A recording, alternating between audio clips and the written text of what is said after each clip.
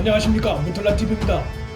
그간 친여 성향을 보여온 매체들까지 29일 있었던 윤미향의 국회 기자회견 내용을 비판하고 나섰습니다. 윤미향 기자회견이 현 정권 지지층의 설득을 끌어내긴커녕 역풍을 불러올 조짐입니다. 30일자 한겨레 신문은 정의연의 후원금 사용 내역을 둘러싼 논란이 불거진 지 20여일 만에 열린 윤미향 기자회견에 대해 개인 계좌로 모은 후원금 이체 내용 등 구체적인 증빙 자료들은 공개하지 않아 의혹은 해소되지 않았다고 비판했습니다. 신문은 윤미향이 검찰 조사를 앞두고 피의자 방어권 차원의 신중한 태도임을 고려하더라도 무책임하다는 지적을 피할 수 없을 것으로 보인다고 지적했습니다.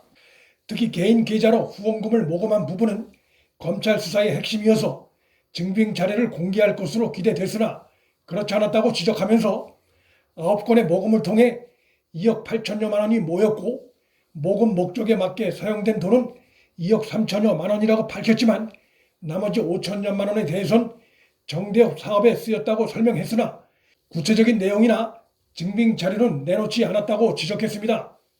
윤미향이 기자회견에서 2억 3천만 원은 목적에 맞게 쓰였다고 주장한 부분도 그것을 뒷받침할 구체적인 증거 자료 역시 공개하지 않아 과연 그의 말대로 목적에 맞게 쓰였는지 여부는 검찰 수사로 확인해야 할 부분입니다. 신문은 윤미향이 검찰 수사를 빠져나갈 수 있는 여지를 두기도 했다고도 보도했습니다.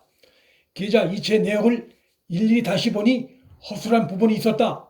스스로가 부끄러우신다고 밝혔으나 허술하다 등의 표현 등은 후원금 사용 내용에 일부 구멍이 있음을 인정함으로써 훗날 빠져나갈 여지를 둔 것이라고 비판했습니다.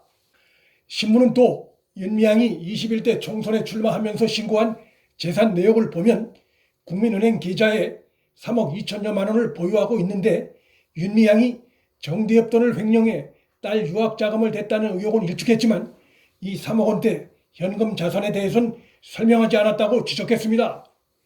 저축하는 습관이 있다는 윤미향의 주장도 3억 2천만 원을 저축하려면 1년에 2,600만 원씩 12년을 저축해야 가능한 금액인데 시민단체 활동을 하며 받는 그의 월급과 직원 한두 명으로 추정되는 주간 시민신문을 운영하는 그의 남편이 벌어들일 수익을 감안했을 때 매달 생활하기에도 빠듯할 것이란 것이 합리적인 추정이란 점에서 이러한 해명과 상황은 이해가 되지 않고 일치되기도 어려운 상황입니다.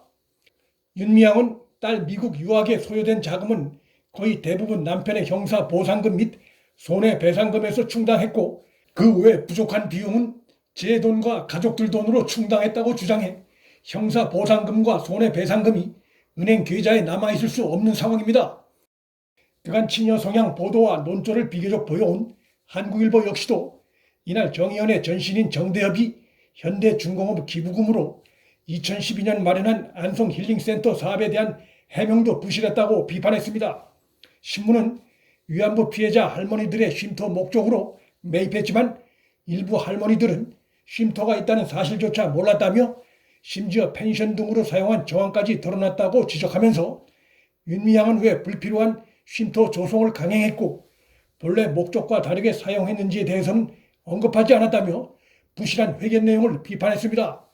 또 소식지 발행을 위해 2019년 4개 업체의 견적을 확인했고 남편 김삼석이 운영하는 수원시민신문이 최저 견적을 제시해 선정한 것이며 어떤 이득을 취하지도 않았다고 해명했지만 윤미향이 여러 업체의 견적을 확인했다고 언급한 것도 지난해로 한정됐고 소식지 편집 디자인 업체로 수원시민신문이 등장하는 건 2015년부터 지난해까지 최소 5년인 것으로 알려졌다며 기자회견 내용의 진정성에 의혹을 제기했습니다. 진중권 전 동양대 교수는 29일 자신의 페이스북에 다음과 같은 글을 올렸습니다. 우리는 윤미향의 유무죄를 따지는 사법적 게임을 하는 게 아니다.